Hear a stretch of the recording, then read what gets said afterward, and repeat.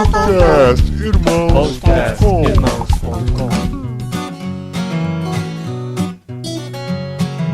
Olá, pessoas! Podcastirmãos.com de número 245 entrando no ar. Eu sou Paulinho e trago aqui para vocês novos melhores momentos do Missão na Íntegra. Missão na Íntegra é um ministério do qual o Irmãos.com é parceiro, faz parte e divulga aqui no site onde pode, porque é uma mensagem que nós acreditamos, queremos que ela chegue o mais longe possível. Missão na Íntegra trabalha com a ideia da missão integral, que é o evangelho todo para o homem todo. Você sabe que nós temos em Irmãos.com o podcast Missão na Íntegra, do 1 ao 49. Nós fizemos os melhores momentos e lançamos nos 50. E agora separamos novos melhores momentos, do 51 ao 99, nesse programa especial de número 100. A gente quer agradecer aqui a participação do Alex Fonseca, lá de BH, que sempre nos ajuda e selecionou esses melhores momentos aqui.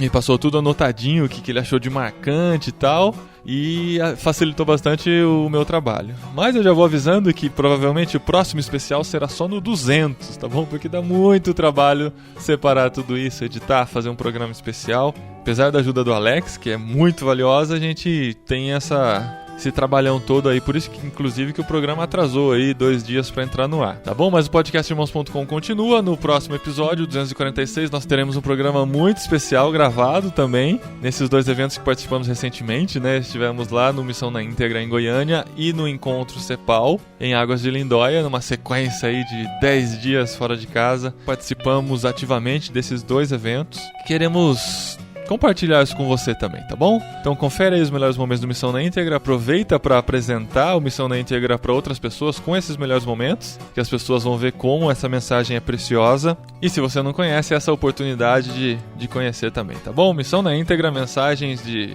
pessoas como Ariovaldo Ramos, Ed René, Marcelo Gualberto, Maurício Cunha, Neil Barreto, Paulo Capelletti e muitos outros que você vai conferindo aí. Se você não reconhece pela voz, tem o vídeo aí também para você conferir quem é e poder saber quem tá falando com você, beleza? Confere aí então melhores momentos do Missão na Íntegra do 51 ao 99.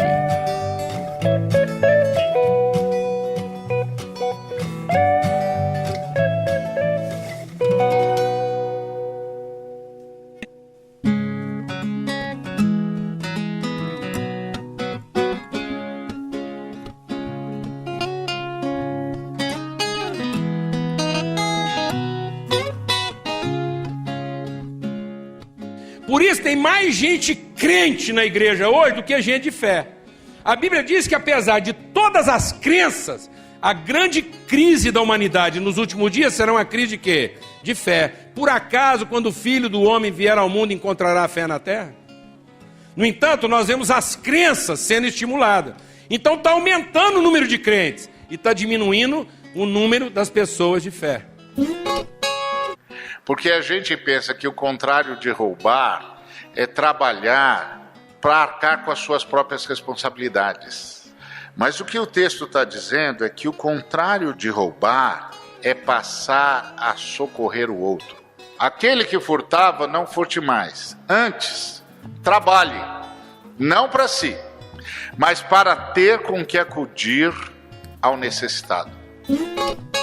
Eu me lembro, o meu discipulador, ele era e é, porque está vivo, americano, Douglas Spurlock. Um homem que causou um profundo impacto na minha vida, porque ele se relacionava comigo. E eu me lembro, quando ele foi embora de volta para os Estados Unidos, eu fiz uma pergunta para ele. Falei, qual o último conselho que você me dá?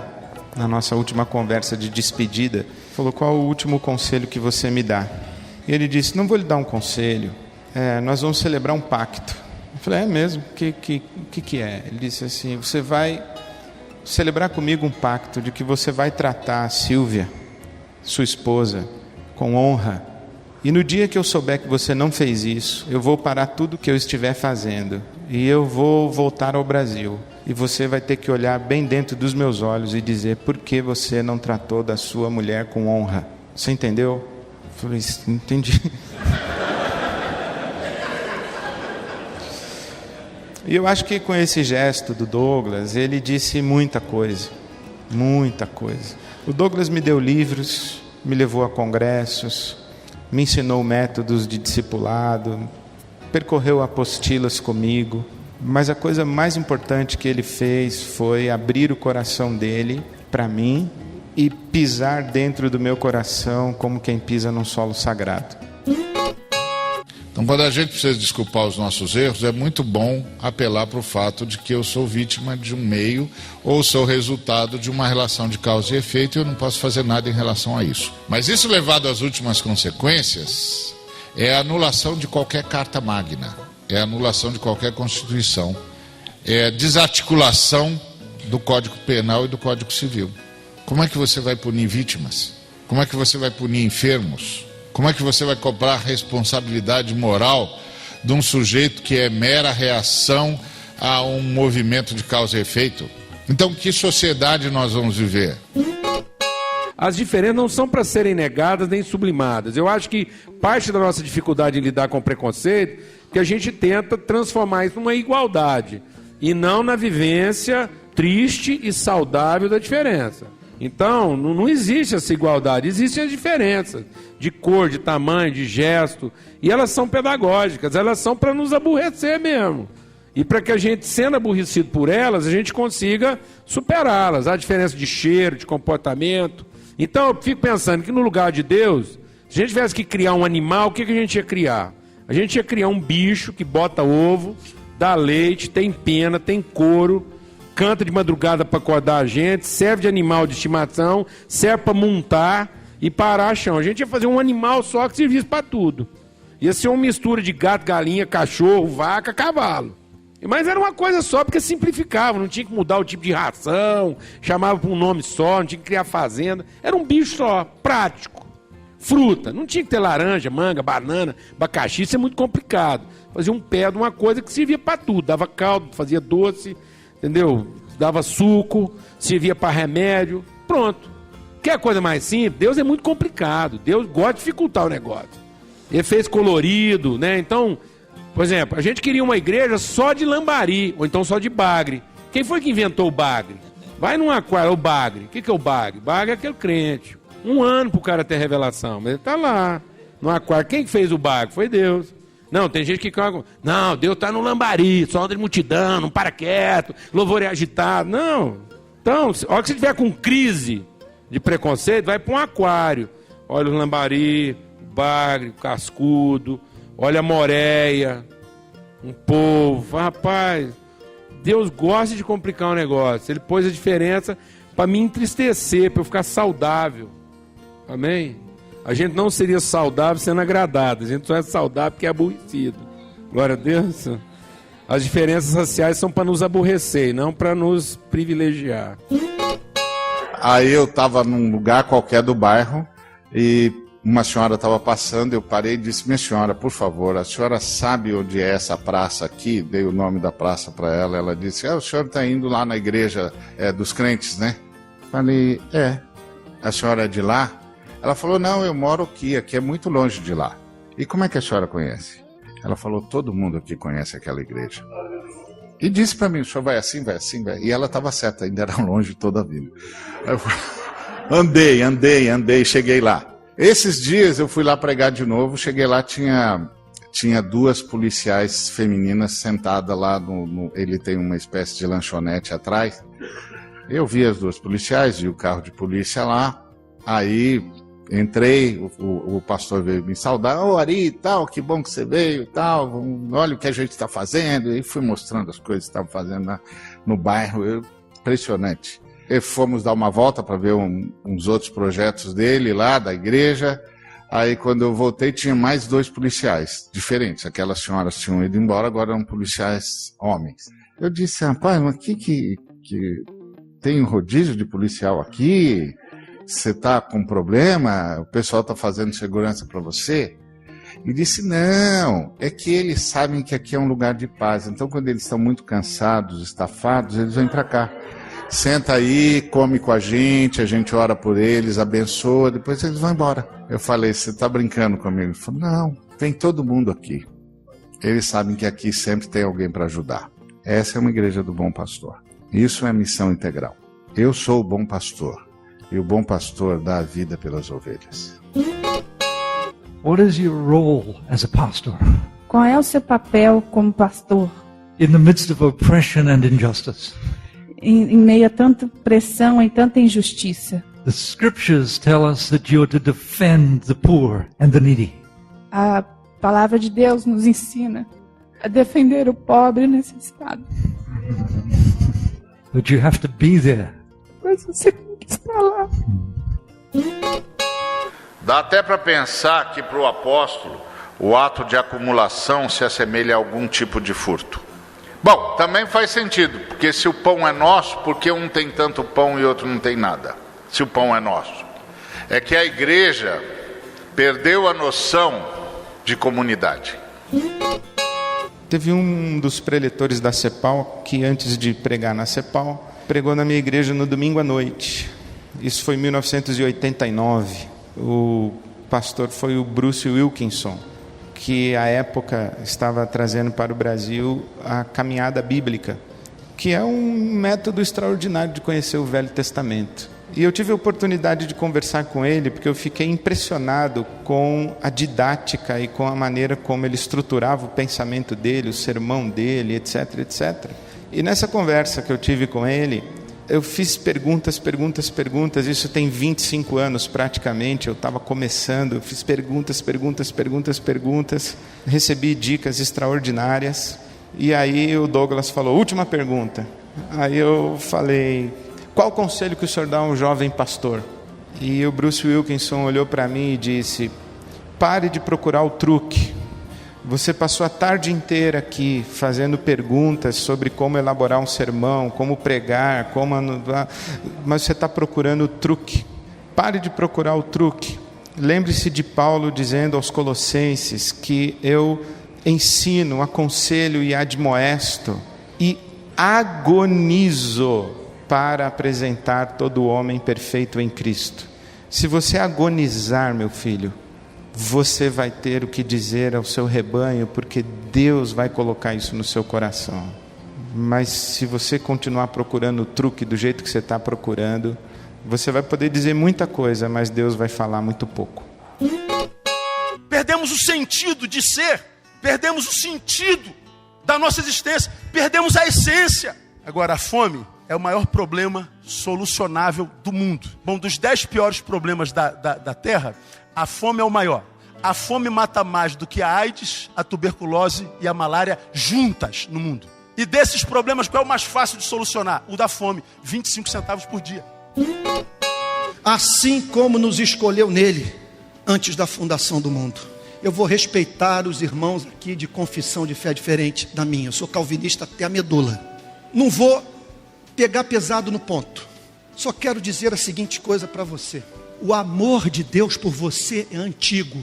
Nos escolheu nele antes da fundação do mundo. Não tinha sua avó nem sua mãe orando. Nenhum átomo tinha sido criado e você já existia no coração daquele que decretou soberanamente sua salvação. Você não é um baita de um sortudo. Você é amado. Amado. Por isso que aquele acidente não ceifou sua vida. Por isso você não infartou 1 minuto antes da sua conversão. Quem aqui pode atribuir a si mesmo a sua vida biológica? Providência, baseada em amor eletivo. Aqui está o texto que nos deixa perplexos, que não amarra as pontas, que nos remete para o mistério. Uma coisa eu sei, que quando eu estou de joelhos, conforme no mês de outubro, quando eu fiz 31 anos de convertido, eu oro como quem crê nessas verdades, porque atribuo tudo a um amor que me separou.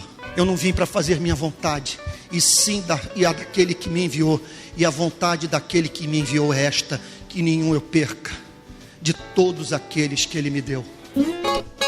Eu creio que a gente peca em muitas coisas, porque nós temos uma confusão de conceito. Quando a gente está falando do bastão, tem que passar o bastão. Na verdade, a gente usa uma expressão que representa uma coisa, pensando em outra, meu sentimento. Porque a gente fala de bastão, mas nós estamos pensando em cetro. Em cetro. Tanto que a nossa linguagem é substitutiva. temos que passar o bastão para que o outro ocupe o meu lugar. Na verdade, nós estamos falando não é de um ocupar o lugar do outro. A transição da liderança é o trabalho daquela pessoa que trabalhou para que o outro ocupe o seu lugar, o lugar dele, é o próximo, é o seguinte: ele não vai ocupar meu lugar. Meu lugar está sendo ocupado e vai continuar sendo ocupado. Agora eu tenho que trabalhar para que o próximo ocupe o lugar dele, que não é o meu lugar. Então isso, porque senão isso é uma transgênese esquizofrênica, porque aí ele vai ter que ocupar uma coisa e fazer uma coisa que não é ele, não é a chamada dele. Eu estou cumprindo, eu estou terminando a minha corrida e estou trabalhando para que o outro corra bem a dele. Eu estou passando para ele uma referência, não é um legado, não é um patrimônio. Então a transferência de liderança não é eu não trabalhei um patrimônio. A minha herança, nós temos essa coisa da herança patrimonial, de posse, de governo, e não herança como legado, como referência, como transmissão de valores. Conto uma outra experiência para vocês, de um rapaz que contou seu testemunho no congresso.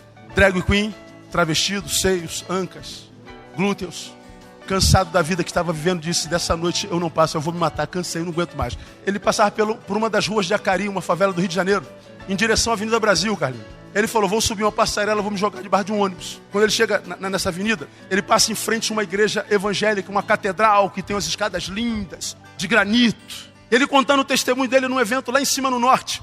E ele diz que quando passou em frente àquela igreja, o pé dele não obedecia o comando. Ele não conseguia ir em direção à morte. Lá dentro cantava: venha Cristo, vem agora, vem, ó vem pecador, vem confiadamente a Jesus o Senhor. Ele almeja perdoar-te. Vem, ó, vem. E ele não conseguia. E ele ouvia a voz: venha Cristo, vem agora. Ele não conseguia. E ele, quando se viu subindo a escada, travestido. Quando ele chega na porta, tem dois homens de terno e gravata, se interpõem na frente dele e diz assim: onde é que o senhor pensa que vai vestido desse jeito? Esta não é outra senão a casa de Deus. Eu não sei de que Deus ele está falando. Moço, eu nem queria vir aqui, eu estava indo para um outro lugar. Mas eu ouvi uma música que me fez subir aqui. Tudo bem, você vai até a sua casa, mude de roupa e volte. Ele desceu pela escadaria em direção à Avenida Brasil para se matar. Perto da Avenida Brasil tinha uma igrejinha, uma portinha, uma biboquinha de Deus. Qual a música estava cantando lá? Pandeiro. Esta obra é de Deus, ela não pode parar. Tira a mão do meio, senão vai se machucar. O mesmo processo, ele dando testemunho. Ele agarrou no chão, não conseguia. Essa obra é de Deus, ela não pode parar. E ele sentiu a mesma força o impulsionando para aquela igrejinha. Só que ele já tinha o trauma da primeira igreja. Eu não vou passar por essa humilhação de novo, eu não quero isso, eu não vou. Mas ele não conseguiu resistir àquele chamado. Quando ele entra na igreja, tem uma irmãzinha humildezinha, com um coquinho na cabeça. E vem ele travestido, ela: ô meu filho, seja bem-vindo. Dá aqui um abraço. Dê um abraço, dê um beijo. Entra, essa é a casa de Deus, humilde. Mas tem lugar para você. Ele contando que ele não sabe o que o pastor pregou, o que ele falou. Quando ele se viu, ele estava de joelho, prostrado, entregando a sua vida a Jesus. Hoje ele é um pregador da palavra. Ele era o pregador da noite. O material da igreja é gente. Você tem que se especializar em gente. Você tem que aprender a ouvir gente. Você tem que aprender a desenvolver diálogos que vão além da palavra. Porque as angústias mais profundas da alma do homem, o homem não consegue nem verbalizar. Nós precisamos discernir e aprender um diálogo que vai além da palavra. Era uma BMW, uma Brasília muito velha. E então, ela foi roubada. Naquela época, não sei por que eles roubavam Brasília. E roubaram a Brasília. Eu fiquei 5 anos sem ver outro carro por causa disso. Porque não tinha seguro, não tinha nada e tal. Mas aí eu me lembro que a gente pegou carona com uma irmã que tinha um carro importado. Numa época em que pouca gente tinha carro importado. Ela tinha um Mitsubishi poderoso. E aí ela falou assim: vocês já mandaram o Satanás devolver o carro? Um carro 7 vezes melhor do que ele roubou? Aí nós dissemos: minha senhora, a gente só fala com Deus.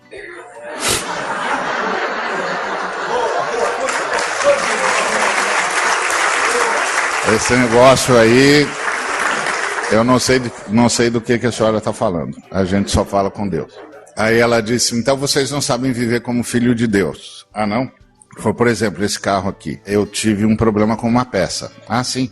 Aí eu fui na concessionária e disse, olha, falei com o mecânico disse que eu tenho de comprar essa peça aqui, eu vim comprar. Aí o camarada disse, bom, sua peça vem do Japão, naquela época, ainda era assim. Normalmente isso leva 3 meses, mas eu fiz um pedido de urgência para o Japão e eles vão me mandar por avião e eu vou ligar já e vou mandar a peça da senhora, então chega em 15 dias, porque é urgência, eu já tinha esse contrato lá com o Japão, a senhora deu sorte. Aí o camarada, pensando que estava fazendo um grande serviço para a senhora, foi se afastando para ir provavelmente fazer as tratativas de preencher pedido de serviço, essa coisa. Aí ela sacou a espada, botou em cima da mesa, abriu a Bíblia em Gênesis, chamou o camarada e disse, moço, vem cá. Aí o moço voltou, ela mostrou Gênesis 1:28 para ele. O senhor pode ler aqui? Aí ele leu lá o mandato cultural. Ela disse, o senhor está vendo aqui? Domínio. Sim, senhora. Dominar o mundo? Sim, senhora. Então, essa aqui é a minha posição. A sua posição, meu senhor, é de fazer o que eu mando. O senhor entra lá, pega a peça e traz aqui. E o cara deve ter ficado com um pavor da mulher e pegou a peça de um outro cliente e trouxe para ela. Falou, leva. E ela contava isso como testemunho. E eu fiquei pensando, minha senhora, isso é coisa de bandido, isso é coisa de máfia. É a nova ética. A ética de quem se acha filho de Deus e acha que filho de Deus tem de ter o melhor e que isso significa que os outros serão oprimidos por nós. Jesus é fiel e relevante. Às vezes nós somos fiéis, mas não somos relevantes. Às vezes queremos ser relevantes, mas não somos fiéis. Jesus era fiel e era relevante. Jesus não era daquele tipo de pregador que dava respostas a perguntas que não estavam sendo feitas. Jesus conhecia o texto e o contexto, conhecia o texto e conhecia o povo. Talvez você pergunte assim, por que Jesus usou as figuras que usou para a igreja de Laodiceia? Por exemplo, conheça as tuas obras, que nem és frio nem quente. Quem dera fosses frio ou quente, porque tu és morno, estou a ponto de vomitar-te da minha boca. Por que Jesus usou a figura do ouro puro, refinado, para a igreja se enriquecer? Por que Jesus usou a figura da roupa branca, vestiduras brancas para te vestires, a fim de que não seja manifesta a vergonha da tua nudez? Por que Jesus usou a figura do colírio para ungir os olhos, a fim de que vejam? Porque Jesus Cristo fez uma leitura do contexto, da geografia, da cultura, do comércio, da indústria da cidade. Jesus era um pregador relevante, que entendia o contexto para o qual ele pregava. Que aí o povo vai passando por um preciosismo que eu não entendo que isso combina com Davi. O povo fala assim, não, Davi pegou 5 pedras, porque são 5 ministérios. Tem o ministério apostólico, evangelístico, ele foi lá, separou as 5 pedras e tal. Não, mano, eu acho que a conta de Davi foi mais simples. Ele falou assim, daqui até lá, dá para dar umas 5 pedradas.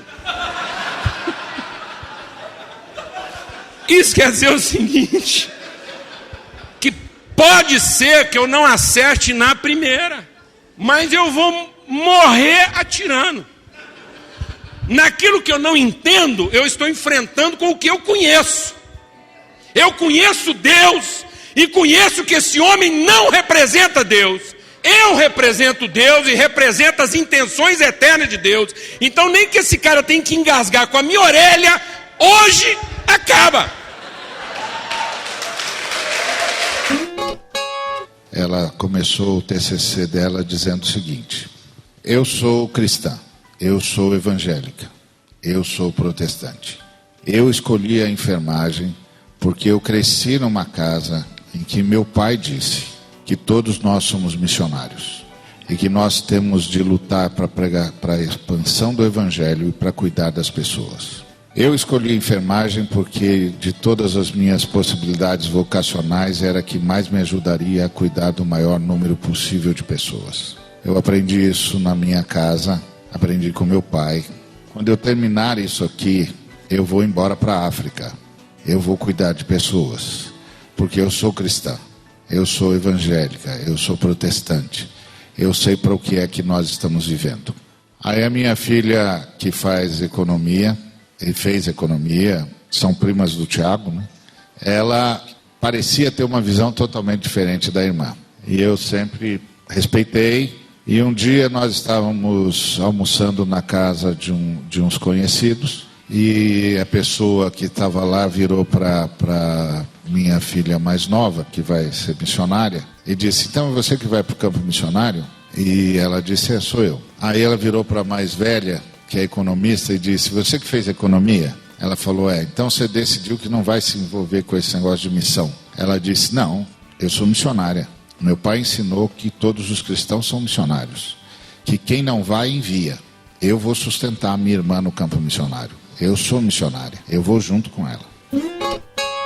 Eu tenho passado em diversos campos missionários, alguns anos, quase 9 anos na África, desde 2001, agora na Amazônia, e colaborando com diversos outros campos missionários. E, meus irmãos, eu estou convencido que a maior barreira para a pregação do Evangelho e a plantação de igrejas relevantes é a má compreensão bíblica e teológica do que é o Evangelho. Há muitas igrejas e iniciativas missionárias se autoproclamando, gastando todo o seu dinheiro, seu esforço, seu suor, para colocar de maneira bem clara uma logomarca, um slogan, um nome, um título, a face de um pastor, de um pregador e assim por diante. Não há nenhum pecado, não me entendam mal, não há nenhum pecado em nós demonstrarmos e apresentarmos nome de igreja, logomarca de igreja, nome de denominação e nome de pregador. Não há nenhum pecado nisso, mas isso não é evangelização. Evangelização é proclamar o Evangelho. No livro de Atos nós aprendemos que há 2 maneiras de nós proclamarmos o Evangelho, anunciarmos o Evangelho,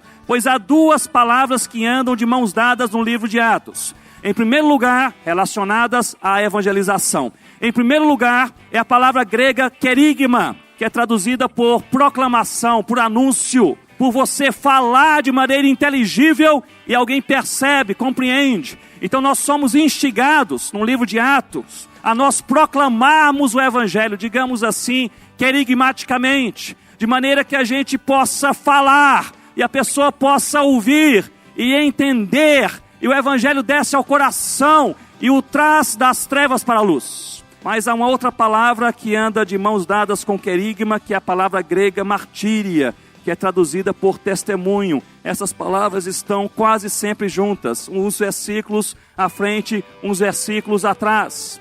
Parece-me que, na visão do Senhor Jesus, uma igreja sal da terra e luz do mundo é uma igreja que proclama o Evangelho, mas também vive o Evangelho. Uma igreja querigmática, mas uma igreja também martírica. Uma igreja que tem teologia, mas uma igreja que tem também paixão. Uma igreja que fala para os de fora, mas uma igreja que tem santidade dentro de casa. Bom, na verdade é assim, a igreja que não faz missões, ela não é igreja. Então já começa por aí. A segunda coisa é da seguinte forma: se a igreja ela não faz missões, é porque ela está falando para si mesma, ela está ouvindo de si mesma e contemplando a si mesma. Então, com isso, a missão para e a igreja morre. Então, se essa afirmação é correta, o que nós temos que pensar é que nós temos que olhar para a sociedade, para o mundo, e dar uma resposta para o mundo, dar uma solução para o mundo, para que o mundo possa ver Jesus. Se essa afirmação é correta, a igreja tem que ouvir o mundo, ver o mundo como ele está e dar uma resposta a esse mundo. E isso é fazer missões. Como que eu faço isso? Eu acredito que é através do serviço e através da bondade para a sociedade, que essa igreja ela vai sair dela mesma e vai ver como essência eliminar o sofrimento ou minimizar o sofrimento da sociedade. O René Padilha diz o seguinte, que missão é ação que exige explicação, e a explicação é o Evangelho de Jesus Cristo. Missão é ação que exige explicação. René Padilha. Eu faço, eu estou agindo no mundo, e a minha ação no mundo vai gerar uma pergunta. Quem são vocês? Por que vocês fazem isso? E onde vocês querem chegar? E nós vamos dizer, nós somos a igreja de Jesus Cristo, fazemos isso porque Ele mandou, e nós queremos chegar na possibilidade de repartir com vocês a graça de Deus que nos alcançou e nos deu dignidade como seres integrais na história. É isso que nós queremos. Então, o único desafio que a igreja tem é anunciar as boas notícias aos pobres. Quando ela começa a anunciar as boas notícias aos pobres, usando os dons e as estratégias do Espírito Santo, que são as possibilidades de serviço e as estratégias de serviço, ela coloca tudo nos seus devidos lugares, incendeia a história, julga as sociedades e chama a conversão às nações. A gente está iludido enquanto a gente acha que todo o projeto de Deus sobre a nossa vida é para preservar nossa condição natural. Não, mano. Às vezes a gente acha o seguinte, a gente fica triste porque a gente tem assim uma certa sensação de que aquilo que nós estamos vivendo pode matar a gente. Desencana, sai dessa vida. Não fica nessa dúvida de que aquilo que a gente está vivendo pode matar a gente, não tenha certeza. Deus fez a gente para matar nós. Isso tem que nos matar, mano. Porque a vida com Deus só é vivida na perspectiva de uma ressurreição. A eficácia da nossa fé está na ressurreição. Se não há ressurreição de morte, a nossa fé é vã. Aí você vai entendendo por que a igreja hoje está vivendo uma fé sem eficácia. Porque nós estamos colocando a nossa fé na preservação das coisas aparentes. Nós estamos aplicando a nossa fé para manter um status quo que Deus está tentando destruir. A nossa fé é para trazer a revelação das coisas transcendentes, das coisas que não podem ser vistas ou percebidas com olhos humanos. Então Jesus diz, sabe qual é o problema doutrinário de vocês? Vou explicar que é simples. Eu sei de onde vim e eu sei para onde vou. E como vocês não têm essa percepção, vocês julgam tudo pela aparência. Por que nós somos tão afetados, amado, pelas coisas aparentes? Por que a nossa angústia facilmente se transforma em medo e ansiedade? Por que uma revelação profética tão facilmente se transforma num ideal possível, mas não factível, absoluto? O que Deus revelou para a igreja, o que nós estamos buscando em Deus, não é uma possibilidade, é uma certeza, é uma concreção, é um fato. E ainda que eu morra sem apalpar isso, é isso que está diante de mim como referência. Nós não lutamos como quem luta por uma coisa incerta. Nós somos movidos de uma convicção que o homem natural não pode ver, porque não é guiado pelo Espírito.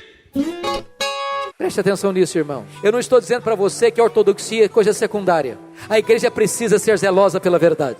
Graças a Deus, porque somos uma igreja zelosa pela verdade.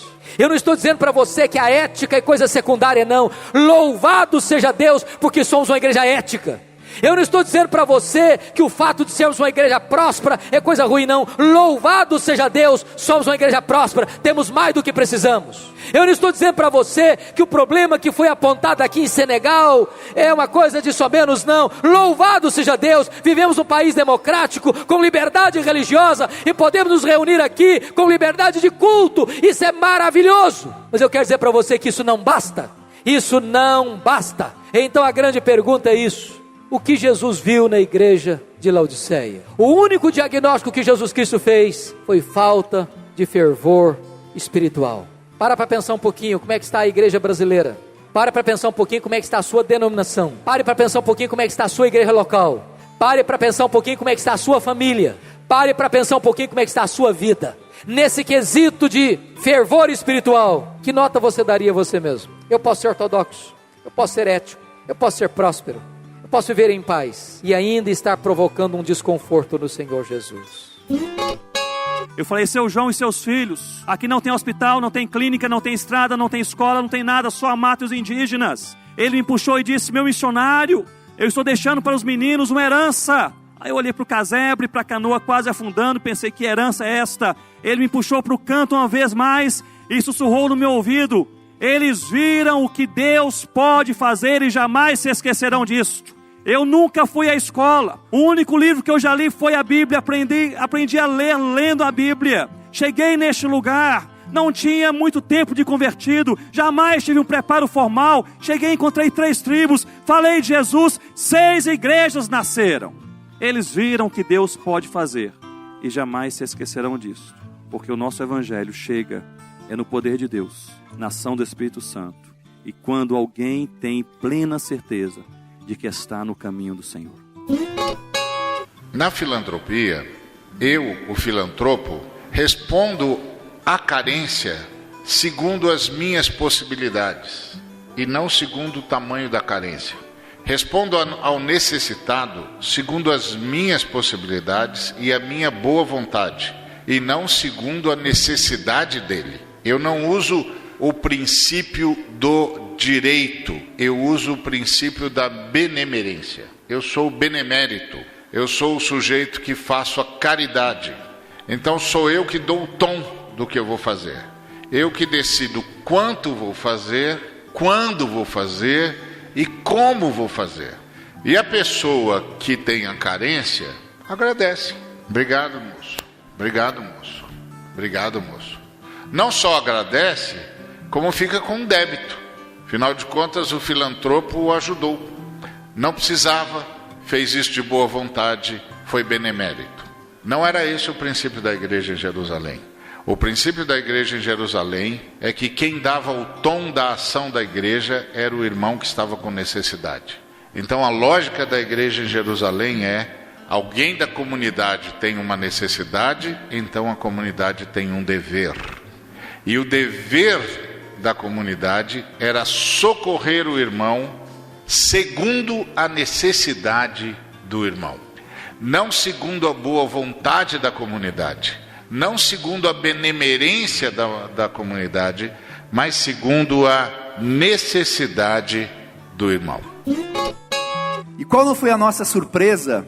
O nome do lugar era Santa Maria. Qual não foi a nossa surpresa ao perceber que mais de 70% da população do Santa Maria é cristã evangélica, autoproclamada, nascida de novo. Tem uma rua no Santa Maria, que eu sempre brinco e falo, isso aqui valia uma tese de doutorado, a Rua Uberaba. Na Rua Uberaba, em 4 quadras, tem 9 igrejas. Isso foi nos trazendo uma reflexão, né? Que tipo de igreja queremos ser? Será que o Brasil precisa de mais igrejas ou precisa de igrejas relevantes? De igrejas transformadoras? E aí, sempre aliado à nossa prática, como o Ari também falou, a gente começou trabalhando numa comunidade violenta, pobre. Nós fomos refletindo sobre isso e buscando nas escrituras o embasamento para a nossa própria ação, a praxis, né? E a reflexão sobre a prática e a construção teórica, e fomos mergulhando na palavra de Deus e vendo a riqueza de instruções de Deus para esse trabalho da transformação.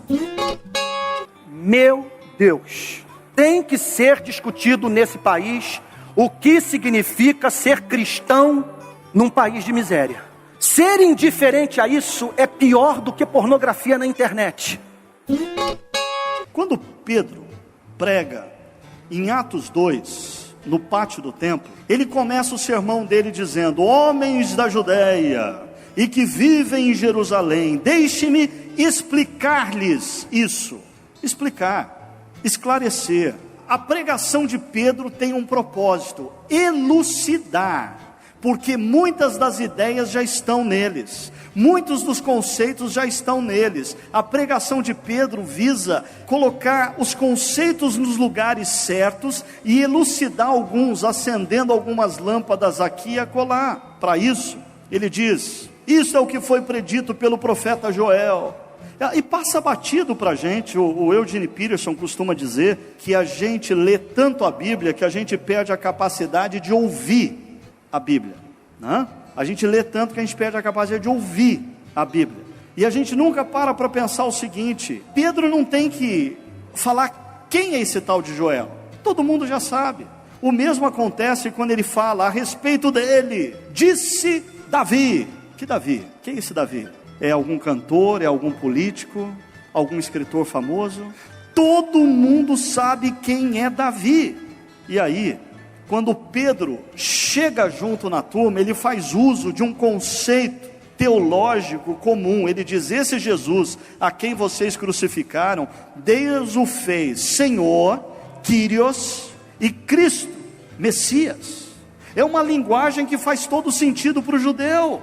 Agora, quando Paulo está falando aos gregos, é interessante, olha como o discurso de Paulo começa: podemos saber que novo ensino é esse que você está anunciando? Sabe o que eu aprendo com esse texto aqui logo de cara? Se você quer pregar a homens e mulheres dessa cultura emergente, você precisa mudar o seu conceito de pregação. A sua pregação não começa pela ideia que você quer afirmar. A tua pregação começa pela pergunta que as pessoas estão fazendo. No Areópago, quem começa o discurso não é Paulo. No Areópago, quem começa o discurso são os gregos. E mais, no Areópago, o termo grego utilizado para definir o que Paulo faz é diálogo. Paulo dialoga com o povo do Areópago. E continua, ele diz: vejo que em todos os aspectos são muito religiosos. E esse vejo, se você pegar o texto completo, você vai perceber que Paulo andou por Atenas observando o que rolava ali. Paulo teve a capacidade de fazer o que a gente chama de exegese cultural. E eu sei, alguns pastores aqui presentes, eu sou dessa geração que os nossos seminários nos ensinaram a fazer, bem ou mal, a exegese bíblica. A exegese bíblica é muito importante. A exegese bíblica a gente tem que sim, que aprender e utilizar constantemente. Mas o que a maioria de nós não aprendeu em lugar nenhum foi olhar para a nossa cultura e perceber quais são as grandes questões, quais são as grandes perguntas, quais são os grandes dilemas que envolvem os homens e mulheres inseridos na cultura para a qual nós fomos enviados. E Paulo diz: encontrei até um altar ao Deus desconhecido.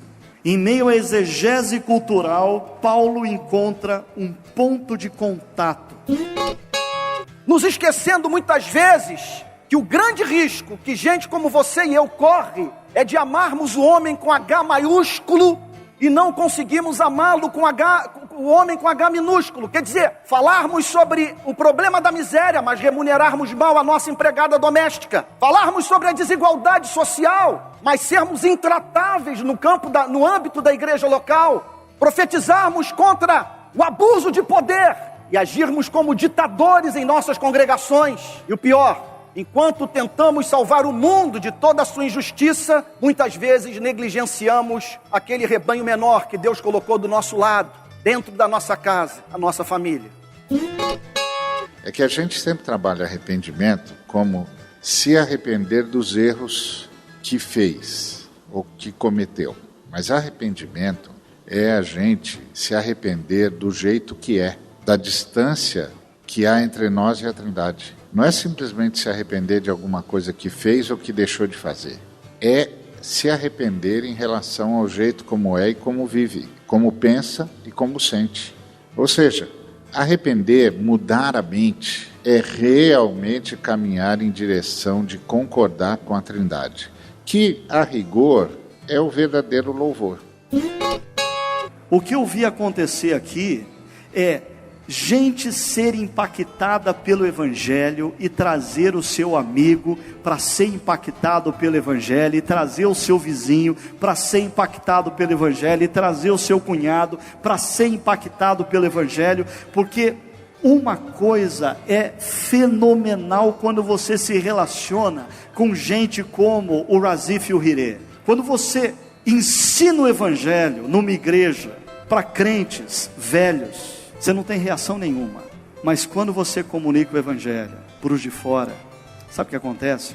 Até você volta a acreditar no Evangelho. O que o Evangelho faz na vida das pessoas reaviva a sua fé.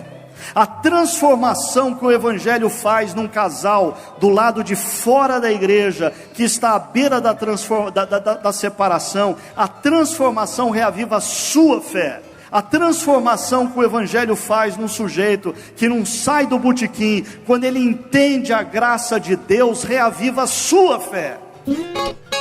Então a gente, para fazer uma denúncia, nós não podemos duvidar da natureza da relação e do compromisso. Nós só vamos enfrentar nossas dúvidas se a gente não duvidar da nossa vocação e da natureza dessa vocação e do compromisso que nós temos uns com os outros. Amém? Senão a nossa denúncia não é denúncia, é uma murmuração. Tem gente confundindo a sua murmuração com a sua denúncia profética. Tem muito pastor hoje que lamenta está vivendo numa cidade tão ruim, porque está se sentindo prejudicado por tudo que está em volta da gente. Se Deus desse uma chance, todo mundo queria escapar. Alguém está entendendo isso aqui ou não? Paulo não está querendo escapar, ele não está murmurando, ele não está trazendo uma queixa. Uma queixa é uma coisa, uma denúncia outra totalmente diferente. Uma queixa é do crente, crente se queixa, lamenta e murmura. Tem muita mulher que não está vendo o projeto de Deus na sua casa, porque em vez dela denunciar os pecados da sua casa, ela murmura, ela lamenta viver numa casa tão ruim, ter um marido tão desgraçado. Tem muito homem que não vê a transformação da sua família, porque em vez dele chorar como um profeta, ele lamenta como uma criança. Porque muita gente tem um conceito equivocado de que missões urbanas é trabalhar com gente esquisita. Tá entendendo? Se eu juntar um monte de tatuados, se eu juntar um monte de cabeludos, se eu juntar um monte de mendigos, então eu tenho uma missão urbana. Isso não é verdade. Isso é uma meia-verdade. Missão urbana é um conceito muito mais amplo do que isso. Missão urbana é compreender qual é o chamado de Deus para a igreja no meio da vivência urbana. Isso significa que nós temos a responsabilidade de alcançar todos. E quando a gente passa a discutir e tentar compreender essa problemática das missões urbanas, nós estamos então agora parando para pensar sobre como na prática a evangelização, o compartilhar das boas novas se torna uma realidade. Como a vida das pessoas é transformada por essa mensagem redentora do Evangelho de Jesus Cristo. Se você está vivendo um cristianismo que não demanda coragem para o cumprimento da sua missão, procure saber quem você está seguindo. Porque andar com Jesus Cristo demanda coragem. É muito estranho um compromisso com o Evangelho que não demande coragem daquele que tenciona cumprir a missão de Cristo. Arrependimento é a mensagem de Jesus. O texto diz, daí em diante, Jesus começou a anunciar a sua mensagem. Ele dizia, arrependam-se dos seus pecados, porque o reino do céu está perto. E aqui está onde a gente tem de começar a trabalhar. A gente pensa que os pecados da gente são as coisas que a gente fez de errado. Mas os pecados da gente são a somatória da forma como nós nos movimentamos erradamente na vida. É mais do que ter mentido, ou ter roubado, ou ter ficado com raiva de alguém. É a forma como eu me movimento, é a forma como eu reajo, é a forma como eu vejo a vida, que é a ideia do se alguém te der o tapa numa face, você vira outra. Se alguém quiser levar o seu paletó ou a sua blusa, deixa levar a camisa também.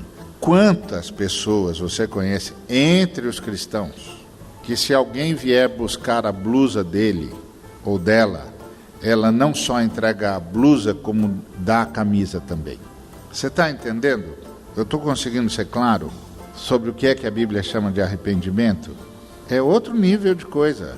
Os pecados não são as coisas erradas, objetivas ou objetivamente erradas que eu fiz, como mentir ou ficar com raiva ou coisa semelhante. Não, é a somatória da forma como eu me conduzo na vida, como eu penso, como eu me posiciono, como eu reajo, como eu encaro a vida, como eu encaro as coisas que as pessoas fizeram para mim. A pressão política é uma extrapolação legítima do mandamento de amar o próximo. A providência coloca no meu caminho um sujeito em estado de miséria, vulnerabilidade, exclusão, privação. Olho para o seu problema e digo, é evidente que a solução é política. O que o Espírito Santo vai sussurrar no meu ouvido que eu faça por ele? Outro dia estava lá na comunidade, a garotada nadando no Rio Jacaré. Eu falei, meu Deus, como é que conseguem nadar nesse rio? Saí fotografando. Aí pedi para a socióloga que trabalha conosco, você poderia procurar o INEA para saber qual é a qualidade dessa água? Ela procura o INEA, me traz o resultado do exame. 3,5 milhões de coliformes fecais por 100 mililitros. As crianças nadando nas fezes estão nadando no Rio Jacaré porque não tem acesso à área de lazer. Não há área de lazer na comunidade. Pergunto, qual igreja aqui encontra-se em condição de fazer a dragagem do rio? A solução do problema é política. E nesse sentido nós precisamos aprender a ser protestantes que protestam. Ir para a rua Não pode essa onda de assassinatos toda no estado de São Paulo acontecer perante uma igreja muda, uma polícia corrupta até a medula, presos tendo sua dignidade violada no sistema prisional, abuso de poder, execuções extrajudiciais, desigualdade. Por que os irmãos da Missão Integral não foram para a rua? Por que não deram voz ao restante da sociedade nas campanhas de combate à corrupção? Por que os grandes protagonistas desses movimentos foram não cristãos? Que autoridade nós temos para falar para aqueles que julgamos pertencer à direita da esquerda? Se o nosso discurso é belo, mas a nossa praxis é pífia.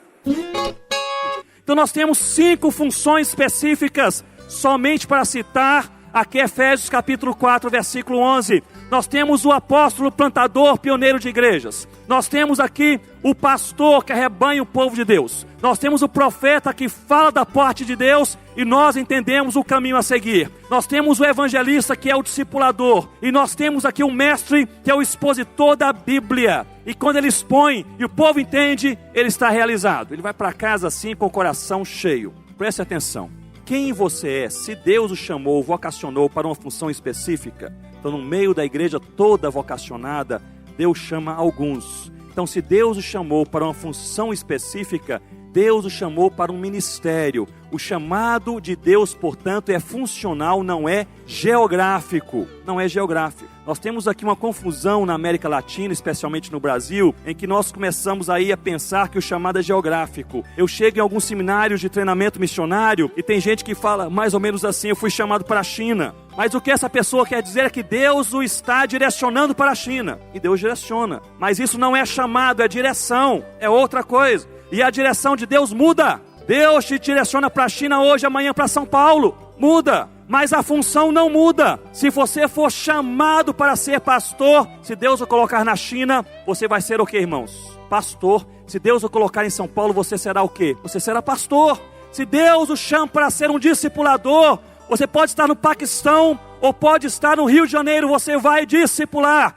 Não há chamado bíblico geográfico, há chamado bíblico funcional.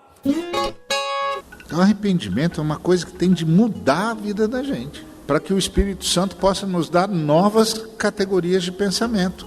Senão, nunca vamos receber novas categorias de pensamento. A gente não consegue abandonar as velhas, velho. Aí chega o filho pródigo, que realmente se arrependeu, que diz: ó pai, eu não mereço nada, eu vim pedir um favor para você, que você me deixa ser seu empregado.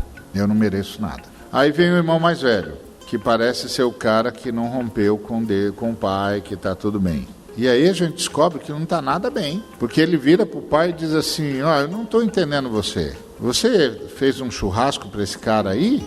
Não estou te entendendo. Você desculpa, mas não estou te entendendo. Esse cara é um irresponsável. Esse cara acabou com o patrimônio, o seu patrimônio. Esse cara jogou tudo, desperdiçou com prostituta. Agora esse cara volta e você faz um churrasco para ele? E eu, que estou aqui trabalhando com você já faz uma cara e você nunca me deu nada para fazer um churrasco com os amigos? E eu, que trabalho de sol a sol, você nunca disse para mim: escuta meu filho, por que você não faz um churrasco, não chama teus amigos aí e faz um churrasco? Aí vem esse cara aí, esse irresponsável, esse devasso, e você manda fazer um churrasco para ele? Aí você descobre que com o filho mais velho estava tudo errado também, que ele era só um religioso. É o que aparece nas nossas pregações e nas nossas orações. Tipo: Senhor, cadê aquele carro que eu pedi para o Senhor? Senhor, cadê a cura? Senhor, sou teu servo, sou fiel ao Senhor. Eu semeei, por que não veio? Senhor, eu estou fazendo a tua vontade. Por que eu estou gripado? Eu não era para eu estar gripado. Senhor, estou fazendo a tua vontade. Por que é que eu ainda não fui promovido? Por que eu não tenho o salário que eu mereço? Por que eu não tenho a casa que eu quero? Tudo religioso.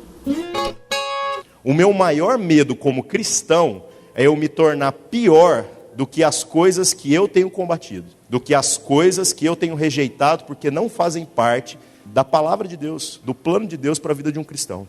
E isso é sutil, irmãos. Isso é muito sutil. É muito fácil, às vezes, a gente falar das coisas, a gente reclamar de um sistema, reclamar do que está acontecendo, sendo que nós mesmos não conseguimos ser a resposta das nossas próprias orações, sendo que às vezes Deus colocou todas as oportunidades para que a gente mude essa situação nas nossas mãos. Mas pensa comigo, quem está do lado de fora da porta, gente, tanto faz 5 centímetros ou 5.000 quilômetros, está perdido do mesmo jeito. Porque Jesus disse, quem comigo não ajunta espalha, quem não é por mim é contra mim.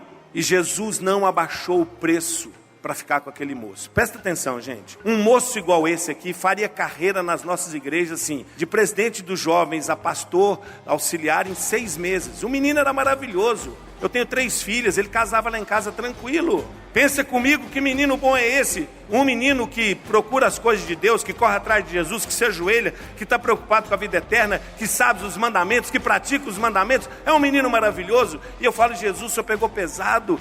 Por que o senhor mandou vender tudo? O que é isso? A gente não faz assim. O senhor não participou do treinamento de líderes da MPC. O senhor tem que participar lá para o senhor ver que a gente não trata assim um moço. Mas Jesus está nos comunicando algo muito importante para todo aquele que trabalha, que tem ministério com juventude, com adolescente. É o seguinte, eu te amo, moço, mas uma coisa te falta. E o segredo todo está no último versículo, quando fala, ele se retirou triste porque era dono de muitas propriedades. Na verdade, o que ele queria era ter Jesus como propriedade. E Jesus falou, não, eu quero ser proprietário da sua vida. E essa aproximação da igreja com a realidade social implicava uma ruptura muito importante, porque nós estávamos acostumados a fazer teologia, tendo como ciência paralela a filosofia. Mas são os teólogos latino-americanos, em função da realidade social, econômica, política, de pobreza, de miséria, de sofrimento, de governos totalitários, de injustiças, de debates entre terceiro mundo e primeiro mundo, países em desenvolvimento contra os países que detinham o poder econômico hegemônico. Toda essa discussão trazia para nós uma grande novidade, porque foi a partir dessa experiência da teologia chamada latino-americana que nós trouxemos para a reflexão teológica a sociologia e as ciências sociais. Então nós fazíamos teologia com filosofia. A partir de um determinado momento, começamos a fazer teologia também com sociologia. Nós fazíamos teologia, digamos assim, com o paradigma europeu metafísico, uma discussão a respeito do ser de Deus e da natureza das coisas. A teologia latino-americana sugere que fazer teologia não é apenas pensar na natureza do ser e das realidades eternas metafísicas, mas fazer teologia é também refletir a respeito da praxis da igreja. O que é ser igreja no mundo? O que é ser uma igreja encarnada? O que é ser igreja na realidade da pobreza? O que é ser igreja num contexto de mortalidade infantil? Num contexto de opressão econômica, de desemprego, de fome. O que é ser igreja numa realidade em que as pessoas morrem com doenças que seriam evitadas com uma vacina na infância? A discussão da teologia latino-americana passou a ser aí essa reflexão que ocupava-se não apenas com os grandes manuais da teologia clássica, da teologia sistemática, que descreviam Deus, o homem, o pecado, a salvação, a Bíblia, etc., etc., mas uma reflexão de uma teologia prática, que discutia eclesiologia, que discutia missão, que discutia a maior abrangência do conceito de salvação na realidade histórica encarnada. Eu adoro aquela passagem que fala que o Espírito Santo intercede com o nosso espírito, de modo que as nossas orações, com gemidos inexprimíveis, chegam a Deus de uma maneira purificada, filtrada. Quando eu leio isso, o que eu começo a pensar é assim: quando eu oro, Deus me dá um carro, o Espírito intercede, filtra, e aí a oração chega lá para Deus e fala assim: Deus, me manda para o Iraque. Deus, eu preciso de um aumento. Deus, quero ser missionário a vida inteira. Deus, mata minha sogra. Deus, faz essa mulher viver para sempre. É difícil, cara. E esse é o Espírito Santo agindo em nós. E às vezes nós não temos aprendido a dar graça, a entender que quando você orar por aquilo que é o desejo do seu coração, nós só vamos viver a plenitude da palavra de Deus quando aquilo que a gente pede para Deus for a vontade de Deus. Todas as suas orações vão ser atendidas, afinal a vontade de Deus é sempre atendida. Então quem crê na ressurreição também crê na vida do outro. Quem crê na ressurreição do Cristo também crê que ele tem poder de levar a vida para o outro que não tem. E uma das coisas que eu quero dizer para você é que a igreja foi chamada para correr o risco de morrer e não para correr o risco de viver. Porque nós já temos a promessa da vida eterna. E muitas vezes nós não acreditamos tanto nela ao ponto de deixar falhar a nossa atitude na sociedade. Então nós temos que ter a possibilidade de levar a vida para o outro. Se o Cristo me deu vida, por que eu não posso passar a vida para o outro? Nós não podemos reter aquilo que Deus deu. Deus já nos ressuscitou, e se Ele nos ressuscitou, é porque Ele quer que a gente passe a dar vida para o outro. E só passamos a dar vida para o outro quando nós fazemos o bem para aqueles que não têm possibilidade de ver a bondade de Deus. Ou seja, ressurreição, quando nós acreditamos na ressurreição, nós fazemos o bem, e fazendo o bem as pessoas vão ver que Deus ainda está vivo. E se Deus está vivo, eles vão acreditar no Cristo que Ele ressuscitou. E missões se faz dessa forma, sendo igual a Jesus. Não quero aqui falar que vocês têm que me prender no madeiro, não quero falar nada disso. Mas Dietrich Bonhoeffer, ele diz no livro de O Discipulado que ele tem, ele diz da seguinte forma: a igreja que não quer sofrer, quer ser maior do que o seu Senhor. É claro que para ressuscitar, você tem que morrer, cara. Então o evangelho para aqueles que aceitaram o Cristo é correr o risco de morrer. E correr o risco de morrer pelas vidas e pelas pessoas que precisam ter vida. E é dessa forma que a gente precisa viver. Não dá para viver de outra forma. Não dá para viver de outro jeito. Porque o Cristo quer que a gente faça isso. Porque eu fui num lugar, o pessoal, pastor, você vem cá? Venho, claro. Quem vai estar com a música? Fulano de tal. Quanto que ele está te cobrando? Pastor, que bênção, olha, era 30 mil, deixou por 20. Coisa linda demais. Falei, tá bom. Então eu quero 45 mil. O cara vai pregar 2 vezes, vai levar 10 em cada. Eu vou falar 5, estou dando 10% de desconto. Que isso, pastor? Mas por quê? Você vai dar 20 mil para o cara e não vai dar o quê para mim? Tapinha nas costas, Deus abençoe? Tô fora? Negativo. Ela ficou tão assustada que aí ela cancelou com um camarada e me levou. Eu falei, não quero nada não, filha, só estou te assustando. Olha o que você está fazendo com o evangelho, minha filha. Olha o que você está fazendo com o evangelho. Você não vai gastar 20 mil, sabe por quê? Porque eu conheço esse camarada, ele não dorme onde todo mundo dorme. Você está entendendo? É mesmo, a gente vai ter que pagar o hotel. Quanto é que é o hotel, minha filha? E ele não almoça lá com todo mundo, não. Ele almoça, é mesmo, não tem que... Tá vendo? Já chegou em 30, não já? E por que você tem que colocar essa pessoa? Porque senão os jovens não vêm. Então não faça! Coloca no site, não haverá congresso, porque o pessoal só quer vir se vier o fulano. E o fulano cobra 30 mil. E a gente não tem dinheiro, pronto, então não tem congresso. Mas não faça isso com o evangelho. Gente, olha, não abaixe o preço, viu? Não faça liquidação do evangelho, não. Mostra o verdadeiro preço do discipulado. Certa vez um menino chegou para correr atrás de Jesus e falou, mestre, te seguirei. É até difícil a gente pregar sobre essa mensagem. Jesus deu-lhe uma porretada, falou assim, meu filho, você quer vir mesmo? Pois é, os passarinhos têm seus ninhos, as raposas têm seus covis, eu não tenho nenhum travesseiro. O filho do homem não tem onde reclinar a cabeça. Você quer vir? Você quer ser discípulo? Você quer ser seguidor?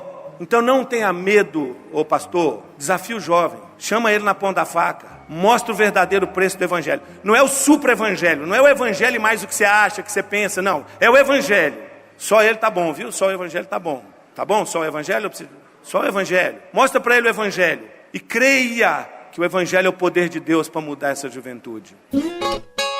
Irmão, isso é a coisa mais Judas Iscariote. Você está pensando no teu benefício e não no benefício do reino, não do benefício da comunidade. Quanto mais você orar para Deus tirar uns caras chatos do seu lado, sabe o que vai acontecer? Pior vai ficar, porque o Espírito intercede e traduz a sua oração. Não, mas nessa igreja só tem gente pilantra. Lógico, porque o evangelho é para os doentes. Não deixa sua bolsa e vai no banheiro, porque aqui tem ladrão, e é nós.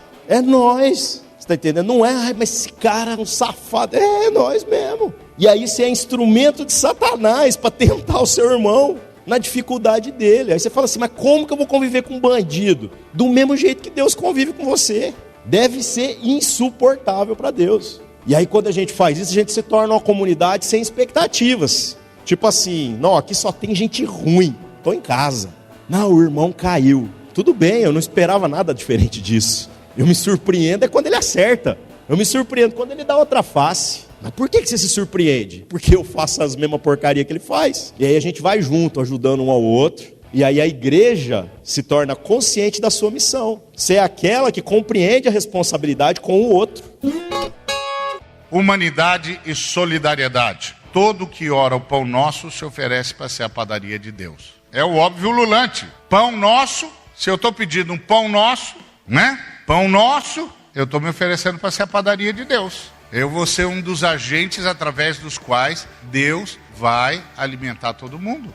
Por isso, todas as nações influenciadas pela fé cristã desconfiam da acumulação. Não convivem bem com a acumulação. Você sabe que a espiritualidade cristã foi negada quando as nossas instituições começam a privilegiar a riqueza pessoal. A gente acha que abençoado é o sujeito que recebeu uma graça de Deus. Como, por exemplo, eu estou com sede. Deus, descedenta o teu servo. Aí a água chegou. Fui abençoado. Negativo. Você ainda não está abençoado. Você foi descedentado. Ser um descedentado e ser um abençoado são coisas diferentes. Eu não me torno um abençoado quando o que eu preciso chega. Eu não me torno um abençoado porque o que eu pedi veio. Não me torno um abençoado quando eu recebo. É o contrário. Eu recebi, matei a minha sede, mas sobrou água, não sobrou? E eu sei que tem gente perto de mim que está com sede. Aí eu dou para algum sedento. Preste atenção. Agora eu me tornei um abençoado. Então, se nós praticarmos a bondade, nós vamos estar antecipando aquilo que haveria de vir. Antecipando aquilo que haveria de vir, nós vamos ser também beneficiados por isso. O que eu entendi do Evangelho foi, se uma igreja é o que tem que ser, o Espírito Santo acrescenta a cada dia os que vão sendo salvos. E quando eu vi isso aí, eu falei, meu Deus, isso é o Evangelho. Porque eu tenho que perder todo dia, cara. Quando eu tenho uma treta lá com a minha esposa, se eu ganhar, eu mato ela. E às vezes eu tenho que perder, de propósito. Na igreja, então, na igreja acontecem umas coisas, gente, que se eu ganhar, não sobra nada. E aí eu tenho que perder voluntariamente. Somos mais que vencedores quando perdemos de propósito. Quando a gente entende que a nossa vitória não é desse mundo. Quando a gente entende que ser mais que vencedor significa que antes de dar o tiro de largada, você já recebeu o troféu. E que se dane o resultado da corrida. Então tarefa para você. Você vai chegar na sua casa hoje e os conflitos que você tem na sua família, sabe o que você vai fazer? Perder. Para de querer ganhar do seu pai, do seu filho, do seu irmão. Perde, cara, para que Cristo vença.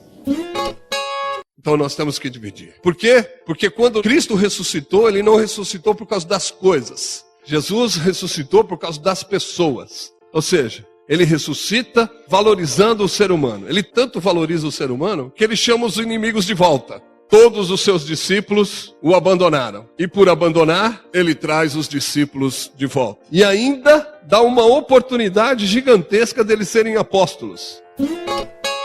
Nós agimos com compaixão porque nós somos uma árvore cujo fruto é compaixão. Não é porque nós temos interesses terceiros em agir com compaixão, entendeu? Por que a sua igreja cuida de pobre? É porque ela é cheia da compaixão e do coração de Deus. Não é para o pobre se converter, não é para o pobre ir para o céu. Não, nós fazemos o que fazemos porque nós somos o que somos. E o que somos? Nós somos o caráter e a natureza de Jesus Cristo presente no mundo. Por isso que é mais fácil você criar projeto social na sua igreja do que criar um povo cheio de compaixão. Organizar projeto social é fácil. O que não é fácil é criar um espírito de generosidade na comunidade. Um irmão empresário chega para o mestre e diz assim: mestre, eu queria que você orasse pelos meus negócios. Aí o mestre diz assim: não posso orar pelos seus negócios. Aí o irmão empresário diz assim: por que você não pode orar pelos meus negócios? E o mestre diz: porque eu só tenho autorização de orar pelos negócios de Cristo. Aí o irmão empresário diz: e que negócios que Cristo tem? E o mestre diz: esse que você chama de seu. Se o que eu faço, não faço por Cristo, para Cristo e em Cristo, o que eu faço não tem sentido. O senhor sabe por que há fome no Brasil? Porque tem gente que tem 2 pães e não compartilha. O culpado da fome é o senhor, sou eu. que compramos 6 pães franceses de manhã, comemos 3. 3 vai para a despensa. E a gente não come amanhã e nem depois. Ele endurece. E a gente faz o quê? Joga fora. O culpado da fome é aquela que detém o pão da vida e não compartilha, a não ser no discurso. Nós não fizemos voto de pobreza, nós fizemos voto de tirar todo mundo da pobreza. En América Latina ha existido un matrimonio entre religión e injusticia, entre espiritualidad y violencia, entre piedad y desigualdad. Visto así, la espiritualidad en América Latina ha servido para poco. Se alguém quer vir após mim, sobretudo negue-se a si mesmo. Depois que você conseguir fazer isso, tome a tua cruz. E se você conseguir fazer isso, aí sim você vem e me segue. Como quem diz, me seguir não é um compromisso inconsequente. Você tem que resolver alguns problemas contigo para depois vir relacionar-se comigo. Jesus está dizendo, se você quiser vir após mim, primeiro resolva o seu problema contigo. Negue-se a si mesmo. Porque até hoje a maioria de nós cristãos temos a sensação de que vir a Cristo é passar para Ele a responsabilidade de resolver todos os nossos problemas. Nós vivemos uma relação com Deus de usufruto, uma relação na qual a gente passa responsabilidades. E é por isso que na Igreja de Deus tem muito mais gente frustrada com Deus do que satisfeita com Ele. É por isso que no Brasil e no mundo tem muito mais gente que abandonou a igreja do que é igreja. Por isso que há no mundo muito mais gente que se frustrou com a fé do que se realizou nela. Porque começou a relação com Ele de forma equivocada. E Jesus diz assim, olha, se você quer vir, resolva o teu problema contigo. Bota o teu eu no seu devido lugar. Resolva-se. Aí eu começo a perceber que tudo o que acontece na cidade é assunto de Deus comigo. E se eu não estou entendendo isso, é porque eu ainda não entendi nada sobre as conversas de Deus com o seu povo. Crente que não passa pela regeneração, não nasceu de novo, não conhece discipulado, conhece adestramento. E no adestramento não se forma o caráter de Cristo. Portanto, o outro continua sendo alguém que não interessa para mim. Então, esses dados que eu dei não interessam, a fome não me interessa, a iniquidade não me interessa, a dor do outro não me interessa, eu não quero saber, eu vivo para mim mesmo, eu faço o que me dá prazer. E nós vivemos esse tempo de uma forma clara.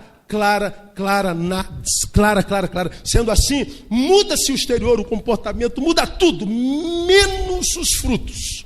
A gente continua egoísta, a gente continua indiferente, a gente continua lutando pelo direito próprio, mesmo que a Bíblia diga que a gente não deve lutar pelo direito próprio, mas pelo direito de outrem, a gente continua produzindo a mesma coisa que o homem sem Deus. E quando a gente compara caráter da igreja e caráter do homem sem Deus, a gente não sabe quem é de Deus de fato e de verdade. Pelos frutos os conhecereis. Que a igreja não é crescida, a igreja é reunida. Jesus Cristo disse, eu tenho outras ovelhas que não são deste aprisco. A mim me convém conduzi-las. Elas ouvirão a minha voz e me seguirão. E haverá um só rebanho e um só pastor. Foi isso que Jesus disse. Então nós, os pregadores, saímos não para fazer a igreja crescer. Nós saímos para reunir a igreja. E o que nós fazemos? Nós fazemos tudo o que for necessário para que a voz do Cordeiro, a voz do bom pastor, seja levada de forma límpida, clara e inequívoca a todos os seres humanos de todas as raças, de todas as tribos, de todas as línguas, de todas as nações, para que as ovelhas do Cristo reconheçam a voz do pastor e o sigam e haja um só rebanho e um só pastor. A igreja está muito bem. Algumas instituições que a igreja fundou não estão bem. Algumas formas de organizar a igreja não estão bem, ou não estão bem. Mas isso não é a igreja. Isso não é a igreja. A igreja é aquele povo lavado pelo sangue do Cordeiro que se reúne localmente e se move globalmente. Por isso que ele está dizendo, negue-se a si mesmo. Essa palavra deve se mexer com o nosso coração. Não me negar é negar a Deus, por quê? Porque o estigma de Deus é a doação. Deus amou o mundo e deu. E o estigma do si mesmo, do homem, é o egoísmo. Como diz 2 Timóteo capítulo 3. Diz que o homem do tempo do fim seria amantes de si mesmo.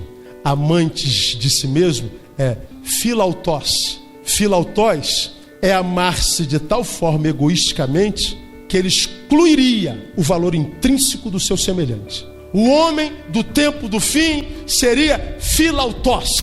Quem é esse homem? O que negou-se a si mesmo. Não negou-se a si mesmo. É o que não fez jejum de si mesmo.